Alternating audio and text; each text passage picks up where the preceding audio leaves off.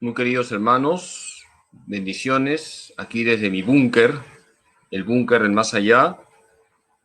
Les encomiendo siempre mi oración y hoy estamos ya en la tercera clase de este conjunto de charlas bíblicas de media hora que hemos empezado el lunes. Hoy miércoles, día dedicado a San José, el hombre de la palabra. Vamos a encomendarnos a San José hoy para que Él nos ayude a profundizar en la palabra de Dios.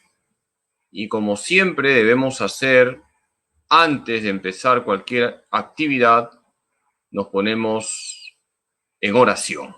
Dios Todopoderoso, gracias por habernos dado a Jesús, tu Hijo amado, como Salvador del mundo. Ayúdanos, protégenos, acompáñanos, para que unidos a Jesús salgamos siempre adelante. Gracias, Jesús, porque tú nos haces hijos de Dios Padre, tú nos unges con el Espíritu Santo. Gracias, Jesús, porque tus palabras son palabras de vida eterna. Gracias porque nos has dado a María como madre. Por eso a ella le decimos: Dios te salve María, llena eres de gracia, el Señor es contigo. Bendita tú eres entre todas las mujeres, y bendito es el fruto de tu vientre, Jesús. Santa María, Madre de Dios, ruega por nosotros pecadores, ahora y en la hora de nuestra muerte. Amén. Gloria al Padre, y al Hijo, y al Espíritu Santo, como era en el principio, ahora y siempre, por los siglos de los siglos. Amén. Queridos hermanos, saludo a todos los que se están conectando, saludo a los feligreses del santuario, saludo a las personas de otras parroquias. Desde aquí también mi oración por aquellos que se conectan de otras partes del Lima y de otras partes del mundo. Bendiciones para todos. Hoy vamos a hablar del Nuevo Testamento de una manera sintética. Recordemos lo que estamos viendo, porque recordar es volver a vivir. Hemos hablado en la primera clase de la Biblia en cuanto a la etimología. La palabra Biblia significa libros. La Biblia es un conjunto de libros. La Biblia es la palabra de Dios puesta por escrito bajo la inspiración del Espíritu Santo. Hemos hablado de la inspiración bíblica. El Espíritu Santo ha iluminado a determinadas personas para que pongan por escrito la palabra de Dios. ¿Cómo se llaman esas personas que han tenido la inspiración bíblica? ¿Se acuerdan? ¿Cómo se llaman? Se llaman los agiógrafos. Por ejemplo, Isaías, Jeremías, Mateo, Marcos, Lucas son agiógrafos. Han tenido la iluminación del Espíritu Santo para poner por escrito la palabra de Dios. Hemos hablado del canon, y ahí estamos. Todavía no nos hemos movido de este tema. El canon. Canon significa medida, regla, norma. Canon es una palabra griega. El canon católico, es decir, la lista de libros que la Iglesia ha señalado como inspirados, nos habla de 73 libros. El Antiguo Testamento tiene 46 y el Nuevo Testamento tiene 27. Ese es el canon bíblico católico. El canon bíblico protestante tiene 66, 7 libros menos. ¿Se acuerdan de lo que les expliqué para que se aprendan los deuterocanónicos? Tohu Basi Samama, Tobías, Ju Judith, Tohu Ba Baruch, Si Sirácides, Tohu Ba Si Sa Sabiduría, Tohu Ba Si Sa Ma. Primera de Macabeos, segunda de Macabeos. Son 7 libros que fueron aprobados según segundo momento. Deuteros, en griego, ¿qué significa? Segundo. Deuterocanónicos, aprobados según segundo momento. La Iglesia ha ido profundizando en lo que significa la elaboración del canon, y en varios concilios ha señalado cuáles son los libros inspirados, es decir, los libros que son considerados palabra de Dios puesta por escrito. Hablamos del Antiguo Testamento, hemos hablado de la Antigua Alianza. La Antigua Alianza nos presenta una serie de libros que se agrupan en el Pentateuco, los libros históricos, los libros sapienciales y poéticos y los libros proféticos. Y hay una serie de etapas. ¿Se acuerdan de la clase de ayer? Hay etapas, es importante saber que hay etapas. No es necesario que te aprendas de memoria los años aproximados que van señalando las etapas, pero sí es importante que te ubiques cuando leas un libro del Antiguo Testamento en la etapa correspondiente.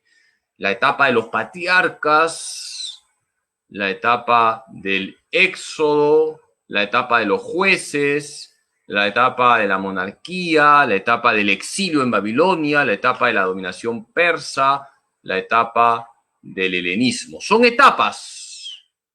Y cada libro del Antiguo Testamento está en una etapa, porque hay una historia de salvación. Hoy vamos a hablar brevemente, porque estas charlas son cortas, no se trata de hablar mucho, como les he dicho, sino concreto. Y vamos a hablar hoy de lo que significa el Nuevo Testamento, el canon presente en el Nuevo Testamento. Vamos a hablar en esta tercera clase de lo que significa el Nuevo Testamento, que nos presenta la nueva alianza. ¿A qué llamamos la nueva alianza? A la alianza sellada con la sangre de Cristo. Es la alianza nueva y eterna. La carta a los Hebreos, capítulo 8 y capítulo 9, nos presenta de una manera profunda lo que significa la alianza nueva y eterna. Lean Hebreos capítulos 8 y 9. La carta a los Hebreos, por si acaso es carta a los Hebreos, no carta a los ebrios, en los capítulos 8 y 9 nos habla de la alianza nueva y eterna. Todo el Nuevo Testamento nos presenta la nueva alianza que Cristo ha sellado con su sangre. Y esa alianza nueva y eterna nos habla de que hay un cielo. Y hay un cielo porque hay alguien que ha muerto por nosotros, Cristo Jesús. Pero Cristo Jesús no se quedó en la cruz, ha resucitado, está vivo. Cristo, con su muerte y su resurrección, ha sellado la alianza nueva y eterna. Y ha conseguido para cada uno de nosotros la vida eterna. Hay vida eterna, hermanos. No todo termina con la muerte. Hay vida eterna. Y hay vida eterna porque Jesús ha sellado la alianza nueva y eterna. Todo el Nuevo Testamento nos presenta la nueva alianza. Nosotros estamos en la nueva alianza. Gracias a Cristo Jesús, vamos al Padre con la fuerza del Espíritu Santo. Todo el Nuevo Testamento nos presenta la nueva alianza. Esa nueva alianza ha sido posible porque Jesús ha dado su vida por nosotros, ha resucitado, está vivo, no nos deja, está a nuestro lado. ¿Qué relación tiene la antigua alianza con la nueva alianza? La nueva alianza lleva a su plenitud la antigua. El Antiguo Testamento tiene su cumplimiento en el Nuevo Testamento. Dios mediante, vamos a ir viendo los libros uno por uno y vamos a comenzar por el Antiguo Testamento para estudiar cada uno de los libros de la Biblia y vamos a ir viendo cómo todo lo que nos dice el Antiguo Testamento nos va lanzando a un cumplimiento. Ese cumplimiento se va a dar en el Nuevo Testamento. Todas las promesas que están en el Antiguo Testamento se cumplen en Cristo Jesús. En Jesús se cumplen todas las promesas presentes en el Antiguo Testamento. Por eso es importante conocer el Antiguo Testamento. Como ya les he dicho, poco a poco hay que ir explicando la Biblia, no hay que apresurarnos. El estudio de la Biblia hay que hacerlo con calma, con paz. Y cuando uno estudia el Antiguo Testamento, va encontrándose con promesas. Esas promesas quedan abiertas y todas esas promesas se cumplen en Cristo Jesús. Hoy vamos a ver la lista de los libros del Nuevo Testamento. Los libros del Nuevo Testamento se agrupan en los Evangelios, Hechos de los Apóstoles, las cartas de San Pablo, cartas católicas y el Apocalipsis. Repito, los libros del Nuevo Testamento están agrupados en los Evangelios, los Hechos de los Apóstoles, las cartas de San Pablo, las cartas católicas y el Apocalipsis. Esa es la organización de los libros presentes en el Nuevo Testamento. Ayer hablábamos cómo se organizaban los libros del Antiguo Testamento: Pentateuco, libros históricos, libros poéticos y sapienciales, libros proféticos. Para los hebreos, ¿se acuerdan ayer la clase? Decíamos que es la Tanakh, Torá, Nevim y Ketuvim. Hoy hablamos del Nuevo Testamento. Los judíos no reconocen el Nuevo Testamento. Ellos se han quedado en el Antiguo Testamento. También los del Frepap, los del pescadito, se han quedado en el Antiguo Testamento. Nosotros no nos hemos quedado en el Antiguo Testamento. Nosotros vamos al Nuevo Testamento, pero no dejamos de lado el Antiguo Testamento. Alguna vez les he comentado una anécdota de San Juan 23. San Juan 23 tenía un gran sentido del humor, como todos los santos. Los santos han tenido un gran sentido del humor. San Juan 23, papa, tenía que encontrarse con un rabino, tenían que conversar. Y llegó el rabino, se saludaron. Entonces San Juan 23 le dice al rabino judío: pase usted. Le estaba invitando a pasar al lugar donde iban a conversar. Y el rabino le dice: no, usted es el papa. Usted tiene que pasar primero. San Juan 23 le dice: no, usted tiene que pasar primero, porque primero es el Antiguo Testamento. Los rabinos judíos no aceptan el Nuevo Testamento, se han quedado con el Antiguo Testamento. También hay una anécdota de San Juan Pablo II, cuando fue al África, a uno de los países del África. Se encontró pues con miembros de diferentes tribus, etnias africanas, y le presentaron al jefe de una tribu con sus 20 esposas. Imagínense ustedes, el jefe de una tribu en el África con sus 20 esposas. Y entonces San Juan Pablo II hizo un comentario: este señor se ha quedado en el Antiguo Testamento.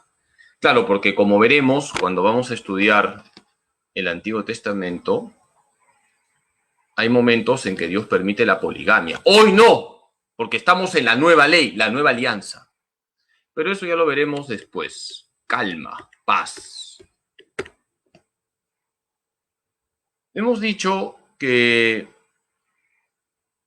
los evangelios, los Hechos de los Apóstoles, las cartas de San Pablo, cartas católicas y el Apocalipsis conforman todo lo que significa el Nuevo Testamento. Los evangelios son 4, los Hechos de los Apóstoles 1, cartas de San Pablo 14, cartas católicas 7 y el Apocalipsis 1. Por eso, fíjense, los evangelios 4, Hechos de los Apóstoles 1, cartas de San Pablo 14, cartas católicas 7, Apocalipsis 1. Todos los libros del Nuevo Testamento los podemos colocar en uno de estos rubros. Vamos brevemente a señalar cada uno de estos grupos. ¿Qué son los evangelios? Euangelion significa buena noticia, está en griego. Euangelion, buena noticia. La buena noticia, estrictamente hablando, tiene un nombre y se llama Jesús. Jesús es el Euangelion, la buena noticia. Jesús es la buena noticia de que Dios se ha hecho hombre por los hombres. Jesús es la buena noticia de que Dios, por amor a los hombres, se hace hombre para salvar a los hombres. Jesús es el Evangelio. Ahora hablamos de los evangelios como los textos que nos relatan lo que Jesús hizo y dijo para nuestra salvación. Todo lo que Jesús hizo y dijo para nuestra salvación está en los evangelios. No estemos buscando cosas raras. Hay que ir a los evangelios. Y los evangelios, por si acaso, son los que la iglesia ha aprobado como tales. Porque hay evangelios que la iglesia no ha aprobado como tales, son los evangelios apócrifos. Acuérdense que en la primera clase les he dicho que para estudiar la Biblia, no confiar en la iglesia, no podemos sospechar de la iglesia, porque si tú sospechas de la iglesia, ya no podemos aprender la Biblia, porque para aprender la Biblia debemos dejarnos conducir por la iglesia, que es nuestra madre y maestra. ¿Cuáles son los evangelios? Mateo, Marcos, Lucas y Juan. Dios mediante, llegaremos también a explicar los evangelios. Los evangelios son 4, Mateo, Marcos, Lucas y Juan. Y los evangelios son el corazón de la Biblia. ¿Qué son los hechos de los apóstoles? Es la historia de la iglesia naciente. Si tú quieres conocer cómo la iglesia comienza su caminar en este mundo, hay que leer los hechos de los apóstoles. A los hechos de los apóstoles se le llama el Evangelio del Espíritu Santo. Así también se le llama. ¿Por qué? Porque el gran protagonista en los hechos de los apóstoles es el Espíritu Santo. En los hechos de los apóstoles se nos relata Pentecostés. Los apóstoles estaban reunidos en oración, dice Hechos 1, 13 al 14, no estaban solos, estaban con la Virgen María, estaban esperando la efusión del Espíritu Santo, y en Hechos 2 se nos dice que viene el Espíritu Santo, y entonces la iglesia comienza a evangelizar, comienza a proclamar la buena noticia, que Cristo es el que salva. Los Hechos de los Apóstoles es el Evangelio del Espíritu Santo. Cuando vino el Espíritu Santo, Pedro comenzó a predicar. Dice que se bautizaron miles. ¿Cómo habrán bautizado los apóstoles? Con mangueras, seguramente. Miles se bautizaron. Cuando vino el Espíritu Santo, los apóstoles, llenos del Espíritu Santo, comenzaron a predicar. Y también se nos dice en Hechos 8:17 que los apóstoles imponían las manos y comunicaban el Espíritu Santo. Por lo tanto, los Hechos de los Apóstoles nos relata la historia de la iglesia naciente. Además, en los Hechos de los Apóstoles está la cita de los boxeadores. ¿Saben cuál es la cita de los boxeadores? Alguna vez en una homilía lo he dicho en broma. Hechos 20:35. Hay más alegría en dar que en recibir. Es la cita de los boxeadores. Toma mientras. ¿Qué son las cartas de Pablo? Son epístolas dirigidas a determinadas comunidades para enseñar el misterio de Cristo. Se llama Corpus Paulino. Las cartas de Pablo reciben el nombre de Corpus Paulino y son epístolas, es decir, cartas dirigidas a determinadas comunidades. Carta a los romanos, primera carta a los corintios, segunda carta a los corintios. Son epístolas dirigidas a comunidades para enseñarnos el misterio de Cristo. ¿Qué significa el misterio de Cristo? La verdad de Cristo. Cuando ustedes escuchen el misterio de Dios, es la verdad de Dios. El misterio de Cristo, la verdad de Cristo. El misterio de la iglesia, la verdad de la iglesia. El misterio de María, la verdad de María. ¿De acuerdo? La palabra misterio en los estudios bíblicos implica una verdad revelada. Una verdad que ha sido revelada en la historia. Nosotros debemos leer las cartas de San Pablo, como debemos de leer toda la Biblia, pero sobre todo las cartas de San Pablo para conocer el misterio de Cristo. San Pablo es llamado el teólogo de Cristo, así le llamaba Benedicto XVI. A lo largo de sus cartas, San Pablo nos enseña el misterio de Cristo, la verdad de Cristo. ¿Quién es Cristo? ¿Qué ha hecho Cristo por nosotros? Por ejemplo, en Gálatas 2:20, San Pablo dice que Cristo me amó y se entregó por mí. Qué bonito. Ahí está el misterio de Cristo. Gálatas 2:20. Dice, Cristo me amó y se entregó por mí. Tenemos las cartas de Pablo, Romanos, la carta a los Romanos, primera y segunda de Corintios, Gálatas, Efesios, Filipenses, Colosenses, primera y segunda de Tesalonicenses, primera y segunda de Timoteo, Tito, Filemón y Hebreos. Son las cartas de San Pablo, que son muy profundas. ¿Qué nos enseñan las cartas de Pablo? El misterio de Cristo. ¿Qué es el misterio de Cristo? La verdad de Cristo. ¿Quién es Cristo? ¿Qué ha hecho Cristo por nosotros? ¿Qué está haciendo por nosotros? Romanos, primera y segunda de Corintios, Gálatas, Efesios, Filipenses, Colosenses, primera y segunda de Tesalonicenses, primera y segunda de Timoteo, Tito, Filemón y Hebreos. Hoy en día, muchos biblistas señalan que la carta a los Hebreos no se considera, estrictamente hablando, una carta escrita por Pablo, pero clásicamente se ha señalado que la carta a los Hebreos forma parte del Corpus Paulino. Posiblemente la carta a los Hebreos fue escrita por un discípulo de Pablo. Lo importante es que la Iglesia ha reconocido que la carta a los Hebreos es un libro inspirado. Eso es lo importante. Entonces, recordemos, la carta a los Hebreos forma parte del Corpus Paulino, aunque no necesariamente haya sido escrito este texto por Pablo, sino por un discípulo de Pablo. Romanos, primera y segunda de Corintios, Gálatas, Efesios, Filipenses, Colosenses, primera y segunda de Tesalonicenses, primera y segunda de Timoteo, Tito, Filemón, Hebreos.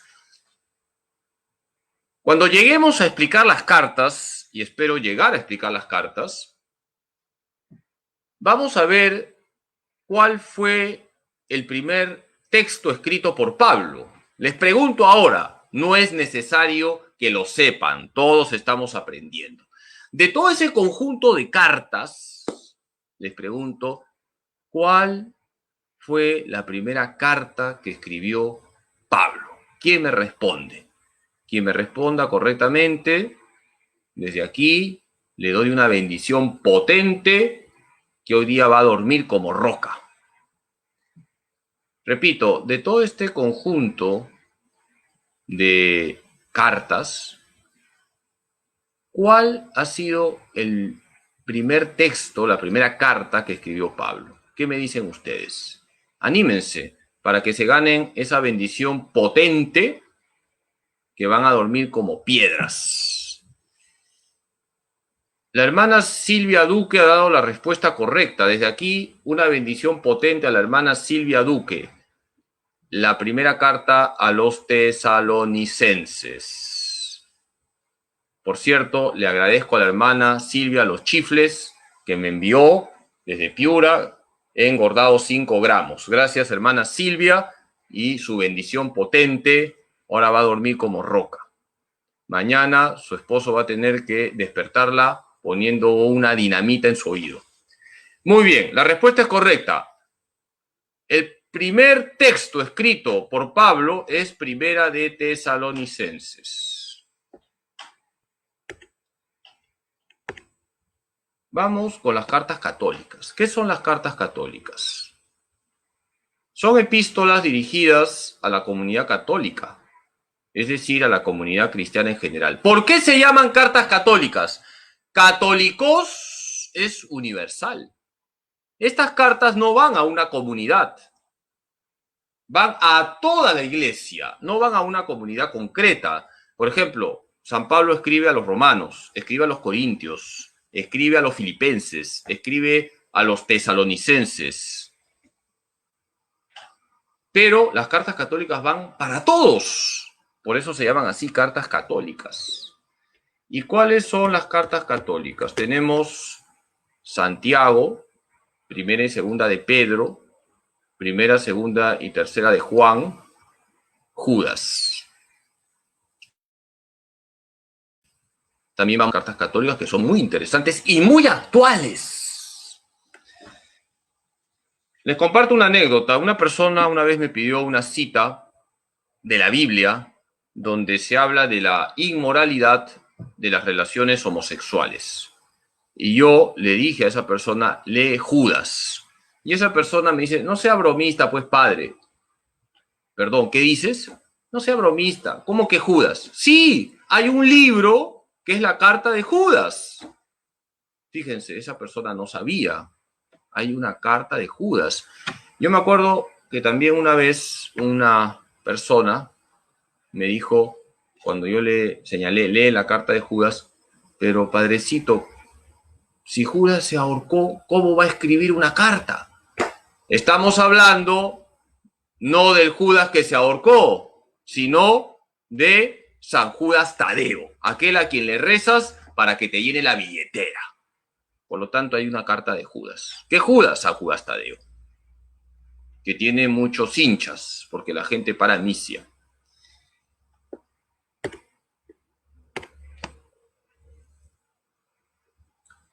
¿Qué es el Apocalipsis? La palabra Apocalipsis es griega y significa revelación. ¿Qué significa Apocalipsis? Revelación.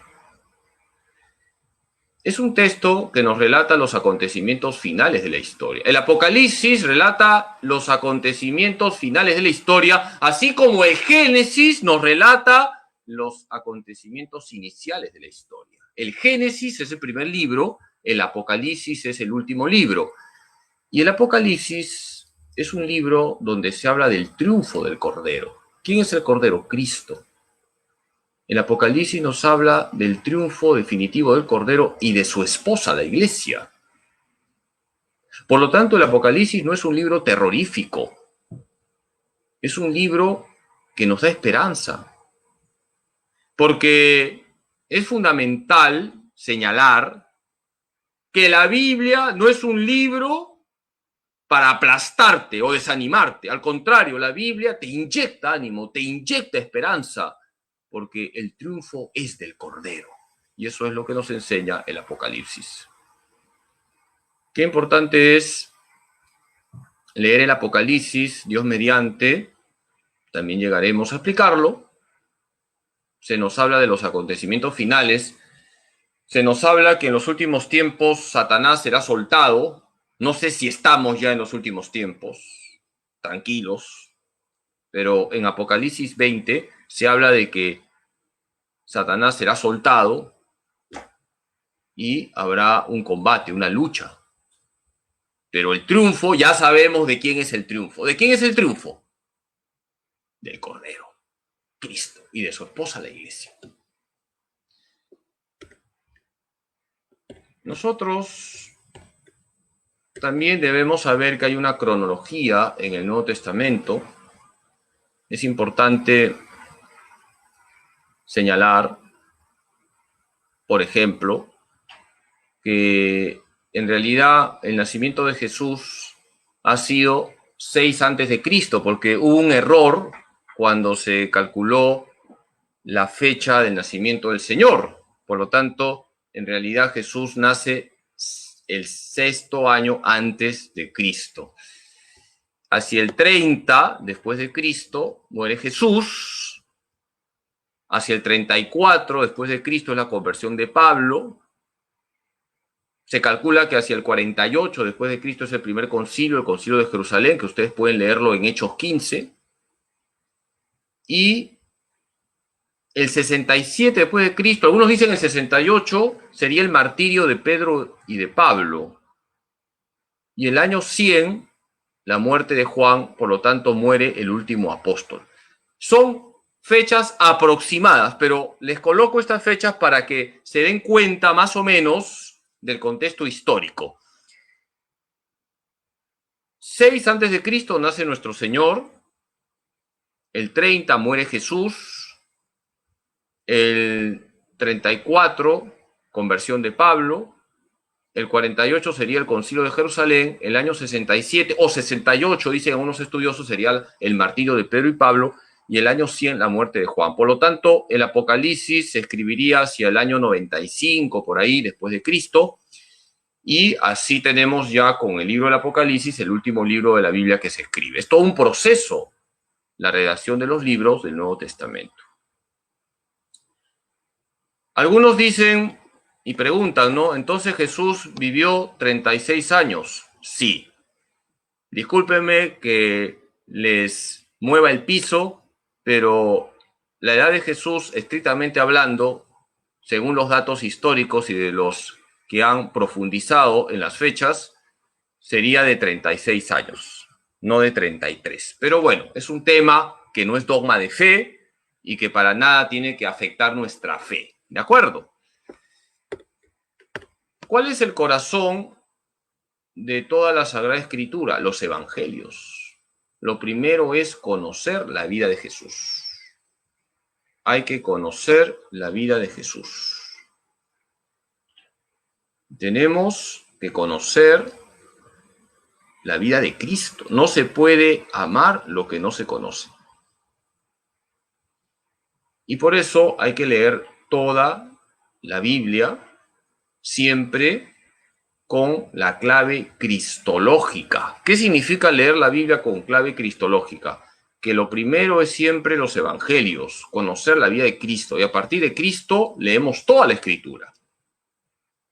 A partir de Cristo leemos toda la Escritura. Dice el Catecismo de la Iglesia Católica en el número 139, los 4 evangelios ocupan un lugar central, pues su centro es Cristo Jesús. El centro es Cristo, de todo. De todo, desde el Génesis hasta el Apocalipsis, que lo escribió Juan. El centro de la Biblia, los evangelios, porque el centro es Cristo. Y los evangelios nos enseñan la verdad de Cristo. La clave cristológica es fundamental para leer la Biblia. Dios mediante, mañana comenzaremos a hablar de lo que significa la interpretación bíblica, cómo interpretar la Biblia. Un criterio fundamental es la clave cristológica. ¿Por qué están permitidas las imágenes sagradas? Porque Jesús es verdadero hombre, no solo verdadero Dios, y por tanto, si Jesús es verdadero hombre, se le puede pintar. Tiene un rostro, tiene unas manos. Es la clave cristológica.